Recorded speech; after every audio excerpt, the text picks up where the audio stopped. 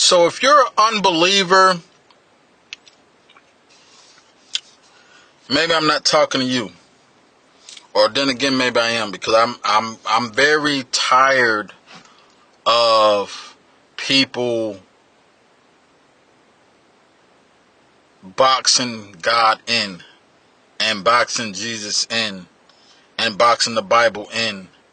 You know, the Bible, that is the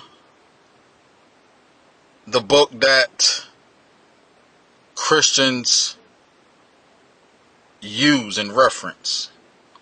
But the Bible isn't exclusively to Christians. But because people identify as Christians and they use the Bible and Jesus, it's like it's like they go hand in hand. Now, Christian does stem from Christ, and Christianity is a faith theology that, believers, go to. And then there's also different subtitles for, Christianity. However, I'm going to just say it like this. As somebody who grew up in a Christian household, who identified for all his life as a Christian, someone who grew up in the church, being part of the first family I mention about all the time, I don't identify myself as a Christian anymore. Now, if there's a term to particularly say what I am, aside from saying I'm a son of God or a follower or believer, then if you want to say that's what Christians are, then that's fine. But I don't subscribe to that title anymore. It's the same thing with being black. These are terms that we didn't make up. They was here before us. So a lot of times when we don't have any origin of something, we're either going to question it or we're going to adopt it and accept it. Just like with the N-word. That's been part of my vocabulary for a long time. Sometimes when I'm referencing things, I might say it, but it's not something that I practice. I don't practice, negatrometry. I don't practice the religious theological term Christianity. There's a different term for it. But that's not what I'm coming to talk about. I just want to know, the information that we all get, that the information that we all have, it was given to us. And then the information that we've experienced for ourselves doesn't apply to everybody who's experienced the same thing. It's like if my whole life I've been struggling, and then I finally get to the point where I've had enough and decided to switch up, things get better, then I might say I was doing it all wrong the whole time. But then if you have somebody who was going through the same thing, and then they try something else, and it still didn't work, then it says, well, life happens to everybody. Many are called, but only few are chosen.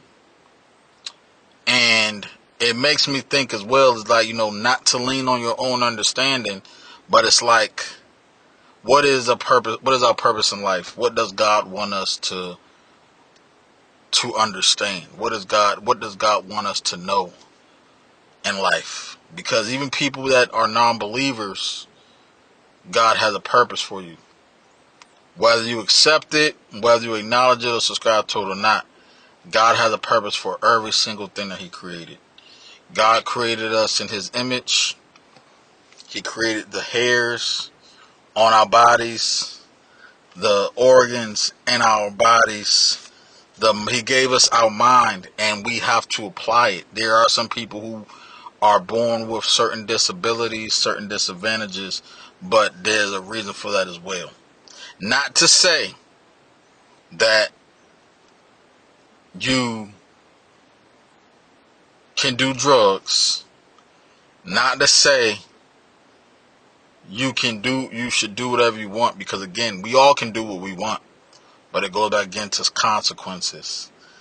Free will is just as much free will as somebody who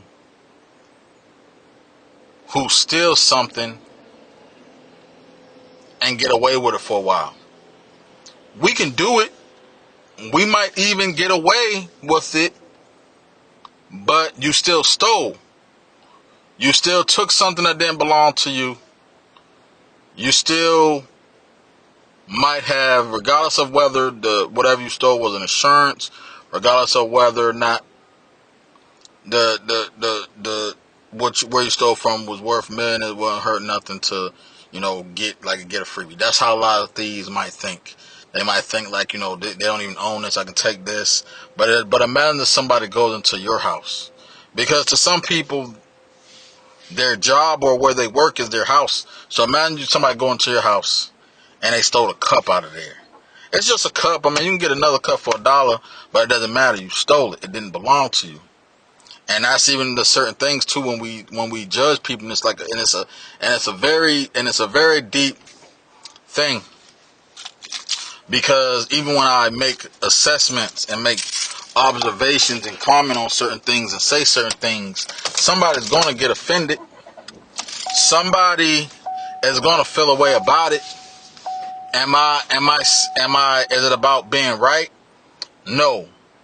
But there has to be some type of account to where you know what you're talking about when you say something.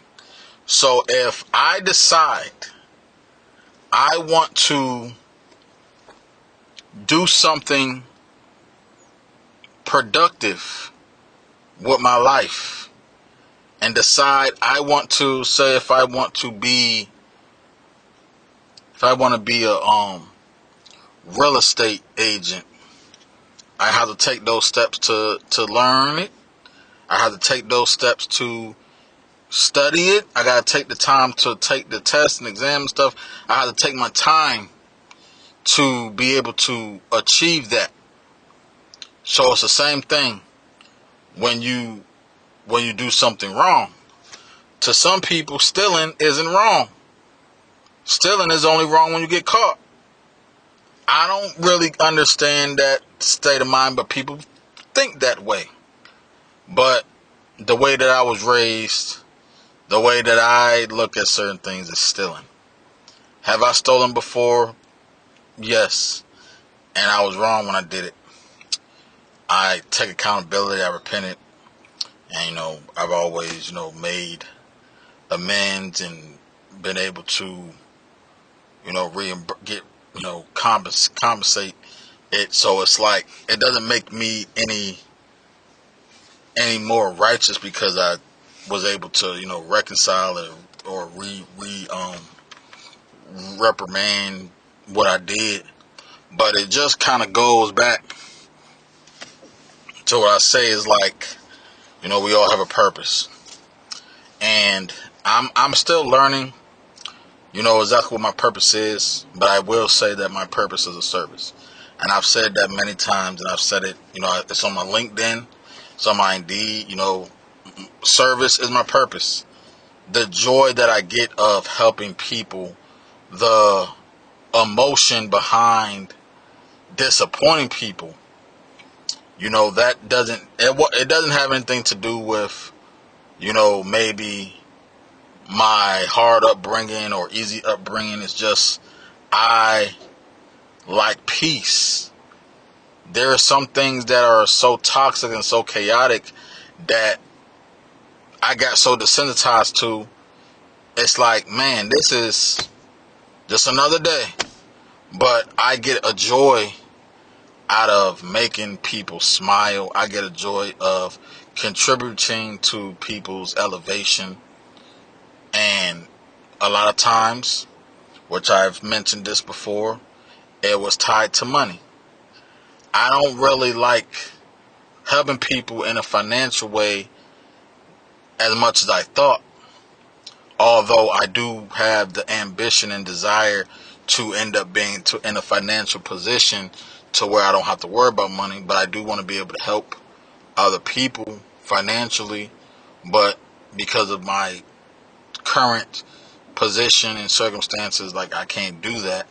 But again, I want to be able to help people outside of just financial, because I feel like when you give people money, they end up looking at you as a asset, in a sense of where they can come to you for money. And maybe you can be the last resort or the fourth resort, but it's like the audacity people have to ask you for money because you might have helped them in the past. It's kind of absurd, because like for me, like I'm not a six-figure man right now. So I, like I said, I'm your friend, I love you, but why would you ask me for money knowing my situation? And I think that's another thing, because sometimes people don't communicate properly. They kind of like, everybody's kind of so self-absorbing and so self-centered. They don't care about what other people got going on, but they can always ask. That, like, there's nothing wrong with asking for help. I think we all need to normalize that and be better at asking for help. But we also have to have a better communication and compassion as far as like what's going on. Because here's the thing, it doesn't matter what we're going through in life. If you need help, you need help. I think we all need help to some degree. So even if it doesn't involve money, it doesn't matter, what we got going on in life. Your friends are going to ride with you. Your partner's going to, be there for you. But I think sometimes, just this is a fair opinion of observation, is if y'all are not on speaking terms, I'm going to say, if y'all are not on like speaking terms like that, you shouldn't ask anybody for anything like that. I think when you ask for help, you can ask people, they got the GoFundMe and stuff. There could be people who might just have money to, like, they want to help. But it's like, if you got somebody's number, or if you know somebody personally, but y'all are not on speaking terms, I don't really think you should ask them for anything. And what I mean by speaking terms too is, like, if y'all don't talk regularly, you know what I'm saying? Like I said this before, me and my brother's relationship is different from me and my sisters. I talk to my sister, I love my sister, but we don't talk as regular as me and my brother do. We don't talk as regularly as me or my father do, or even me and my mother. But of course I live with my mom, so it's different. But at the same time, it's like, for me, I used to struggle with asking for help, because I know people's situation. I see what's going on. I would talk to people, and then I also see, and it's like, man, you struggling. I'm not going to ask somebody who's struggling for help, because it's like, if you're struggling and then somebody else is struggling, and then you give somebody money who's struggling while you're struggling, you're just going to be struggling more. You might be in a better financial position, but it's like you're still struggling.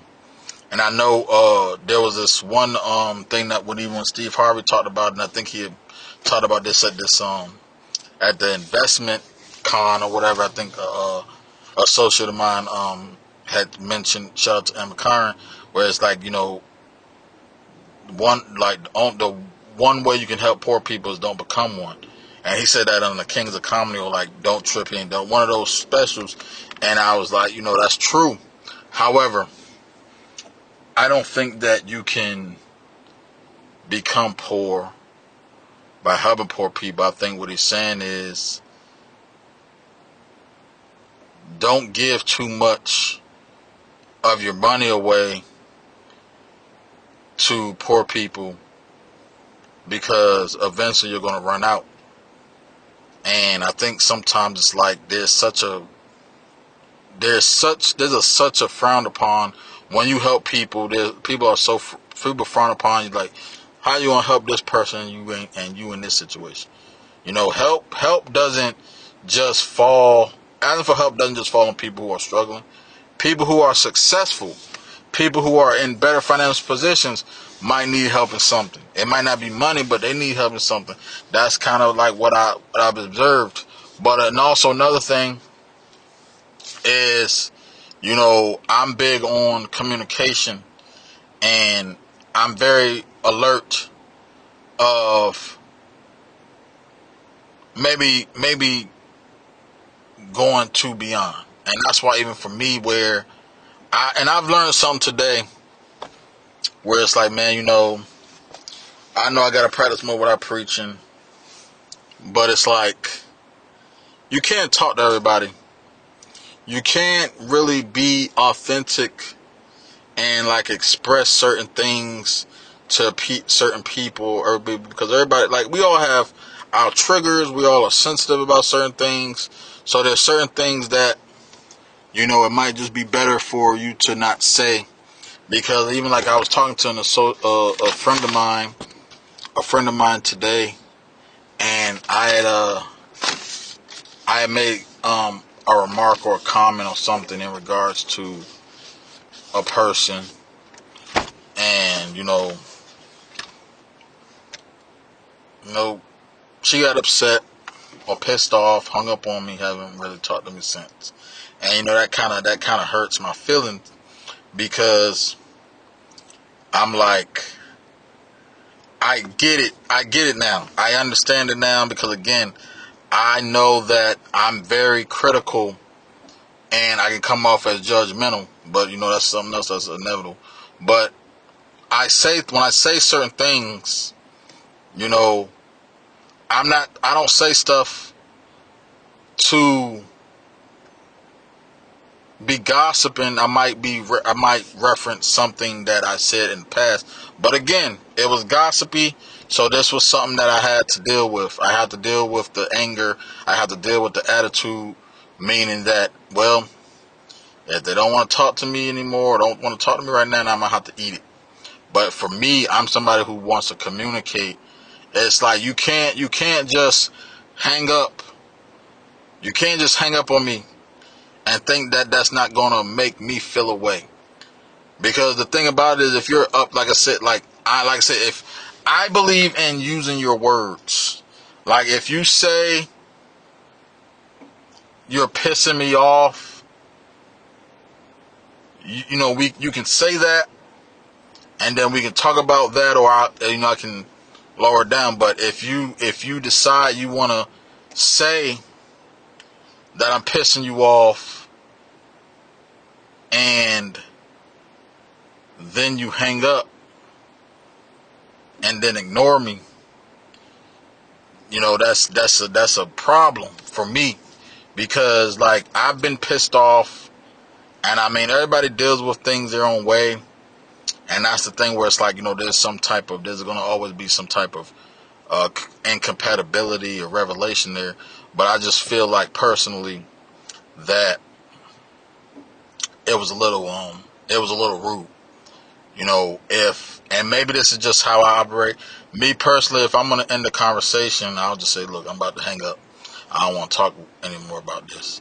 If I express, I say, yeah, I'm a little mad. I don't feel comfortable talking about, but that's kind of how it took me a long time to learn how to communicate properly. But I never hung up on anybody in a sense where it's like, oh, you're just going to ignore me the rest of it because you're mad. But again, everybody has their triggers. So this is mainly about trigger warnings. I have life is at a high stake right now. And even to this day, I'm still learning my boundaries. I'm still learning my triggers. I'm still learning, myself, how to, set those boundaries, how to set self-care, how to be able to manage my emotions properly. So it's like, when somebody does something to me, because even like I said, I'll take accountability for what I've done to a person, but if somebody does something to me and I can't resolve it right then, it kind of bothers me because I'm like, all right, well, what do you do? And maybe that's something that I have to work on as well, because again, we can't please everybody. And even today when I was reading the devotion, it's like, we all, nobody's gonna always, like, nobody's gonna agree with everything, because we was all made in God's image. We were still also made different. Some people have different experiences. Some people have different ideologies. Some people have different standards. So the only thing we can agree on is that we're going to disagree. The only thing that we can agree on is that, we're human beings that deserve respect, that deserves love. And I think sometimes, to me, I feel like when people respond a certain way to something that maybe I've said, it wasn't very loving. And I had to sit with myself and think about, what did I do wrong? And I was like, maybe this is something I probably need to think about, where it's like, maybe I shouldn't be talking to people about other people. If I'm, if I'm in a relationship with somebody, or maybe I'm not in a relationship with somebody, but if I'm talking to somebody and I bring another person up that they might know, or even if they don't know, but it's like, there's going to always be some feelings. There's going to be some type of feelings toward it, because, like, for me, I think about it, I'm like, I could have not talked to you for 20 years. I could have not talked to you for 30 years. And I oftentimes think about, is this person thinking about me? Because I feel like we're all connected in a spiritual way. Like, there's a reason why this person might have came up in my mind. There's a reason why you might feel this way towards this person, because somewhere else there is, everything is telepathical. So, that was pretty much all. Like, I just wanted to kind of, get up here and really address a couple things. But it's like, I don't know. I don't know if this is going to be a podcast episode or not. But if it is going to be a podcast episode, I just want y'all to be mindful, is that, sometimes it's good to just be quiet. Sometimes it's good to just listen. Sometimes it's good to, look out for trigger warnings, because, again, I have a certain standard of when people talk to me about people that I might know or care about. And even if it wasn't anything malicious or nothing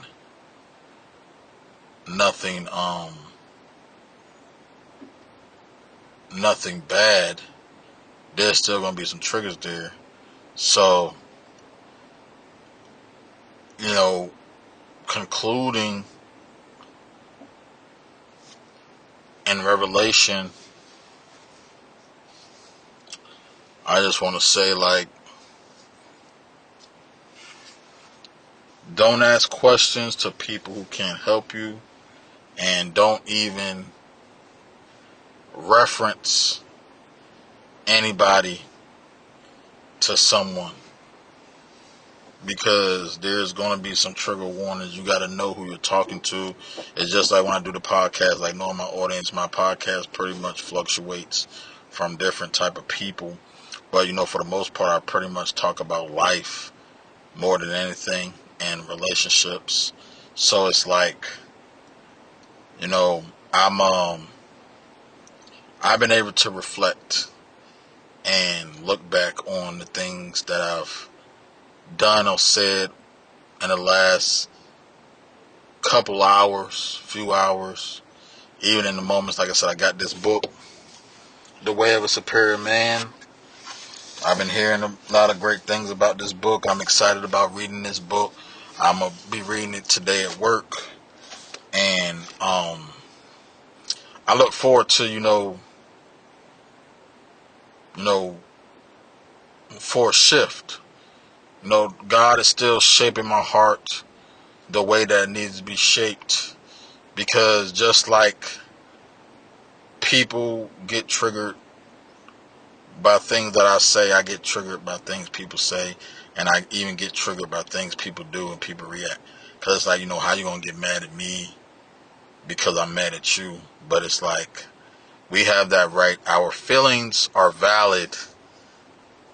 Our feelings are justified, but it goes back again to where it's like, does that mean we should be able to feel this way?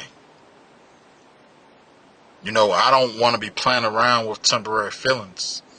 It's like, if this doesn't affect you,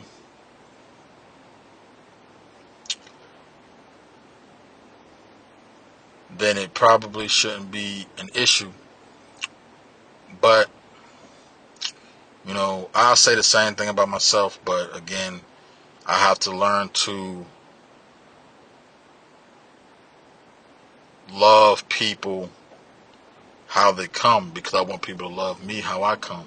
And not to say that just because somebody's upset or mad at me that they don't care or love me, but I think sometimes, you know, you want to be able to get along with people. You don't want to have to be on a thing with somebody and, you know, just, it's always like a fight.